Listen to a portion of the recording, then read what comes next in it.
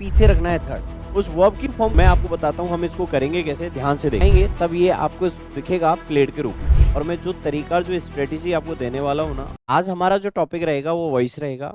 और इस टॉपिक को समझने के बाद आपके 95% क्वेश्चन सही होंगे। और मैं जो तरीका जो स्ट्रेटेजी आपको देने वाला हूँ ना, वो आप लोगों को लगेगी वाव, समझे। तो मैं आपको बताता हूँ हम इसको करेंगे कैसे, ध्यान से देखना। वॉइस में सबसे इंपॉर्टेंट चीज़ क्या होती है, हर एक स्टूडेंट ये जानता है कि सर हम लोगों को जो आगे सब्जेक्ट दिया हुआ होता है, डेफिनेटली आगे सब्जेक्ट होता है, यहाँ वर्ब होगी और पीछे आपको दिया हुआ होता है ऑब्जेक्ट। आपके पास दो चीजें हो गई, एक सब्जेक्ट, ठीक है, और एक ऑब्जेक्ट। इन दोनों को इंटरचेंज करते हैं, मतलब सब्जेक्ट को ऑब्जेक्ट बनाते हैं और ऑब्जेक्ट को सब्जेक्ट बनाते हैं। आपको ये बात सबको पता है कि आगे एक चीज को पीछे लेके जाते हैं और पीछे एक चीज को आगे लेके आते हैं। तो जैसे ही आप इस ऑब्जेक्ट को आगे लाते हैं ना गाइस, तो आपको एक काम एक्स्ट्रा करना है मेरे कहने से। ये जो वर्ब है ना बीच में, इस वर्ब में ये आपको पेनल्टी लगानी है। मतलब ये दो कोड जोड़ने हैं, जिसका एक का नाम है बी और एक का नाम है थर्ड। दो चीजें आपको जोड़नी है। कैसे? जैसे मान लीजिए आपके पास कोई भी वर्ब है, हेल्पिंग ऑफ जो भी होगी उसे आप सेम रखेंगे, जो भी हेल्पिंग ऑफ होगी उसे सेम रखेंगे। अब ये आपके सामने जो भी शब्द है, इसके आगे आपको ये बी रखना है, राइट, और इसके पीछे रखना है आपको थर्ड। अब आपको करना क्या है, ये कब करना है आपको, कब जोड़ना है, जब ऑब्जेक्ट को आगे रखोगे, सब्जेक्ट को पीछे रखोगे। तो आप जैसे ही ये शब्द इस वर्ब से पहले रखोगे ना, तो इस वर्ब में जो भी फॉर्म है, first, second, third, four, five, वो फॉर्म आपको बी में शिफ्ट करनी है। बस इतना समझना है। मतलब आपको क्या करना है, ये थर्ड फॉर्म इसमें देनी है। तो ये थर्ड फॉर्म आप इसमें तभी लगा पाएंगे जब इसकी फॉर्म यहां से हटेगी। क्यों? क्योंकि ये ऑलरेडी इस पे मतलब जो है आईएनजी लगा हुआ है। तो आप इसकी फॉर्म को पहले आगे शिफ्ट कर दो, ये खाली हो जाएगी और ये थर्ड फॉर्म इसमें लग जाएगी। तो आईएनजी को इसमें मैं शिफ्ट करूंगा, तो बी में जब आईएनजी लगेगा तो इसका एक शब्द बन जाएगा बीइंग। और ये थर्ड फॉर्म जब आप आराम से इसमें लगाएंगे तब ये आपको दिखेगा प्लेड के रूप में। ठीक है, तो आपने देखा बीइंग प्लेड। अब यहाँ इसके साथ कोई भी हेल्पिंग हो, इज एम आर हो, वॉज वर हो, वॉट एवर आपको दे रखा है, आपका काम केवल और केवल वर्ब को देखना है। मतलब मैं आपको जो सेंटेंस कराऊंगा उस सेंटेंस में आपको टारगेट करना है वर्ब को, और वर्ब के आगे रखना है बी, वर्ब के पीछे रखना है थर्ड। उस वर्ब की फॉर्म को इधर शिफ्ट करना है। जैसे ये फर्स्ट है तो फर्स्ट शिफ्ट करनी है, सेकंड है तो इधर सेकंड शिफ्ट करनी है। मैं आपको बता देता हूं कैसे आप समझोगे। ये देखो, बी एक ऐसा शब्द है जिसकी फर्स्ट फॉर्म की अगर मैं बात करूं तो फर्स्ट फॉर्म एम, एम का मतलब मैं आपको बता देता हूं, आप नोट कर लेना, मॉडल। अगर आपको लगता है सेंटेंस में मॉडल दे रखा है या सेंटेंस में लेट दे रखा है, तो आपको वर्ब की फर्स्ट फॉर्म के रूप में ना गाइस आपको ये वाला वर्ड यूज करना है बी।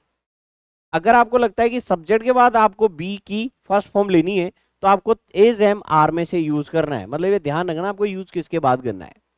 मॉडल के बाद बी लगा रहे हैं तो बी लगाएं, अगर सब्जेक्ट के बाद बी लगा रहे हैं तो इज एम आर लगाएं। अगर बी की सेकंड फॉर्म लगानी पड़े तो वॉच वर लगाएं, बी की थर्ड फॉर्म लगानी पड़े तो बी ने लगाएं, और बी की फोर्थ फॉर्म लगानी पड़े तो बीइंग लगाएं, और बी की पांचवी फॉर्म जिसे इन्फिनेटिव फॉर्म कहते हैं तो आप टू बी लगाएं। ये बी की फॉर्म है, आपको ये याद होनी भी चाहिए। आपको पता है ना हर वर्ब के 5 स्टेप होते हैं, जैसे go, went, gone, going, to go, वैसे ही आपको इनकी फॉर्म्स याद होनी चाहिए।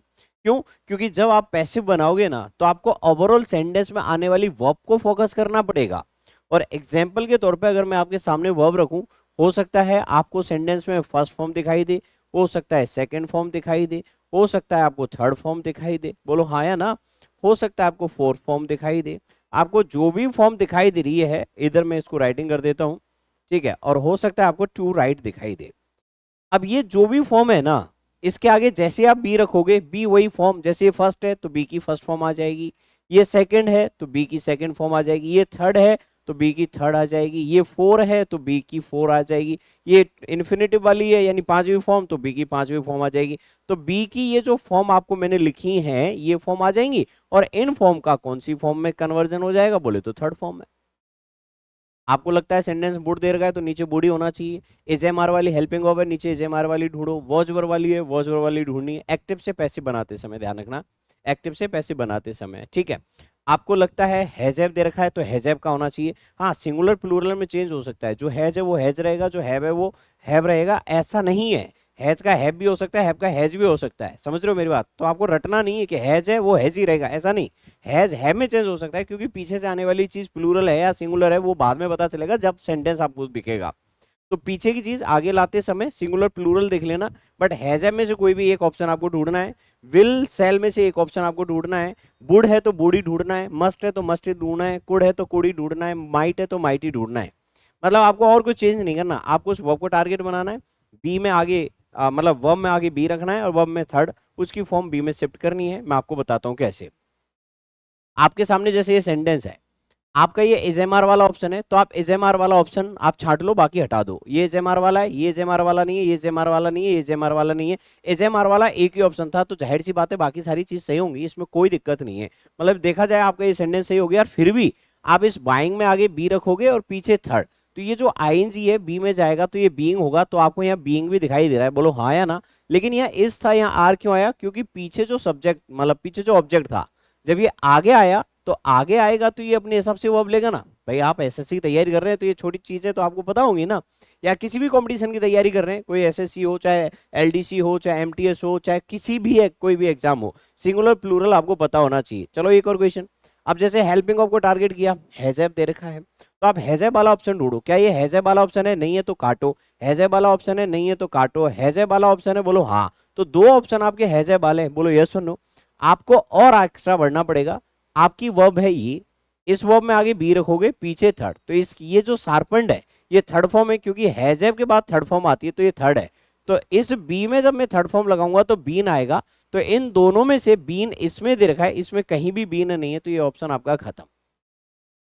आगे ऑप्शन देखोगे, यहाँ हैज टू इम्पोर्ट दे रखा है, तो हैज टू इम्पोर्ट जो दे रखा है ना, इसमें हैजैब वाली मतलब हेल्पिंग वर्ब है, तो हैजैब वाली आपको ढूंढनी है। ये हैजैब नहीं है, ये हैजैब है, ये हैजैब है, ये हैजैब है। यहाँ क्या दे रखा है इसके साथ? टू, तो क्या इसमें टू है? नहीं। इसमें है? नहीं। इसमें है? नहीं। इसमें है? बोलो हाँ। तो आंसर कौन सा हो गया? फोर। आप ऐसे क्वेश्चन कर सकते हैं ना। आप देखेंगे इज एम आर वाला है, तो इज सब में है, आईएनजी लगेगा बी में, बोलो यस। तो बीइंग वाला भी सब में होगा, बीइंग बीइंग बीइंग। ओके अच्छा, इसकी थर्ड फॉर्म होगी, ये भी सब में है, तो फिर गलत क्या है? तो आपने देखा नयंस इज बीइंग ल्यूर्ड, तो यहाँ दिक्कत है प्रेपोजिशन की, ये अलग है। और प्रेपोजिशन आपको जनरली भाई लगाना होता है, कुछ वर्ब्स होती है जिनमें अलग लगता है, वो तो मैं आपको तरीके से जब इसको पढ़ाऊंगा तब आपको छोटी छोटी बातें बारीकी से मैं बताऊंगा, है ना। तो आपने देखा बाई वाला ऑप्शन होना चाहिए, तो ये आपका आंसर हो गया। आगे देखो डेस्पाइस कौन सी फॉर्म है? फर्स्ट, तो यहाँ बी लगाओ, और यहाँ थर्ड। अब ये जो बी लगेगा ना, ये सब्जेक्ट के बाद आ रहा है ना, तो इज एम आर में से लगेगा। इज एम आर है क्या? हाँ। इज एम आर है क्या? हाँ। इनमें इज एम आर नहीं है, दोनों ऑप्शन में इज एम आर इसमें। अब आप देखो क्या इसमें आईएनजी थी? नहीं, तो ये आईएनजी वाला ऑप्शन भी नहीं चाहिए मुझे, तो ये आपका आंसर है। बोले तो आंसर कौन सा हो गया? आपका दूसरा। ठीक है। ऐसे ही और एक क्वेश्चन देखो, क्या दे रखा है आपको? ये हेड, ये क्या दे रखा है? रिकॉर्ड। अब हेड वाला ऑप्शन है क्या? ये बोलो नहीं है। ये हेड वाला है क्या? नहीं है। ये हेड वाला है क्या? नहीं। आपका ये सेकंड जो ऑप्शन है ये आपका हेड वाला, यही आंसर हो गया, बाकी आपको जोड़ने की जरूरत नहीं है। आगे चलो, रिमेंबर्स कौन सी फॉर्म है? फर्स्ट, आगे बी रखोगे, पीछे थर्ड, तो बी की first form is M R होती है, तो इज एम आर ढूंढो। है और है और है। क्या इधर आईएनजी थी? नहीं, तो ये आईएनजी वाला ऑप्शन खत्म। बोलो यस। थर्ड है और थर्ड है। इधर चक्कर क्या है? बाई, इधर टू और इधर एट। अभी मैंने बताया जनरली आपको बाई लेना होता है, तो बाई वाला ऑप्शन ये है। ठीक है। आगे चलो, इधर हेड वाला ऑप्शन फिर से दे रखा है, तो हेड वाला ऑप्शन ये रहा, हेड वाला ऑप्शन ये रहा, हेड वाला ऑप्शन ये रहा, ये हेड वाला ऑप्शन नहीं है। इधर आईएनजी नहीं है, तो आईएनजी वाला ऑप्शन खत्म। तो यहां देखो, इसमें जब मैं बी प्लस थर्ड जोड़ूंगा, तो ये विड्रॉन थर्ड है, ये हेड से पता चली, बोलो हाँ कि ना। अब ये बी में थर्ड फॉर्म लगाओगे तो ये क्या होएगा? बीन। तो क्या इस ऑप्शन में बीन है? नहीं। इसमें बीन है, ये पहले कट गया था, तो आंसर कौन सा हो गया? थर्ड। तो इस तरह से आप हर एक क्वेश्चन को प्रॉपर तरीके से कर सकते हो, अंडरस्टैंड। आप कितने भी क्वेश्चन कर सकते हो, जैसे ये हैजैब वाला ऑप्शन है, हैज टू वाला, तो हैज टू या हैव टू आपको ऑप्शन में ढूंढना है। क्या है? हैज टू हैव टू है क्या? नहीं है। हैज टू हैव टू है क्या? हाँ। तो यही आंसर जाएगा आपका, सीधी सी बात है। तो आप ज्यादा जब ट्रांसलेट करते हो, ज्यादा आप सोचते हो, तो आपके क्वेश्चन गलत होते हैं। आप इस तरीके से करोगे ना, 95% सही हो जाएंगे आपके। देख लेना, आप करके देखना, करके देखना, बाद में मुझे आके करके थैंक यू बोल देना भले ही। आपको बी रखना है वर्ब से पहले, जो टेंस है वही रहेगा, जो हेल्पिंग वर्ब है वही रहेगी। हाँ, पैसिव से एक्टिव वाले क्वेश्चन आपके गलत हो सकते हैं, क्योंकि उसका भी एक तरीका है, वो भी मैं आपको तरीके से बताऊंगा अगली वीडियो में, समझे। तो आप क्या देखेंगे? कॉट कौन सी फॉर्म है? सेकंड। तो सेकंड फॉर्म के लिए क्या होता है? Was were. तो क्या ये वॉज वर है? नहीं। क्या वॉज वर है? नहीं। क्या ये वॉज वर है? नहीं। क्या ये वॉज वर है? बोलो हाँ। तो आंसर कौन सा हो गया? फोर। ठीक है।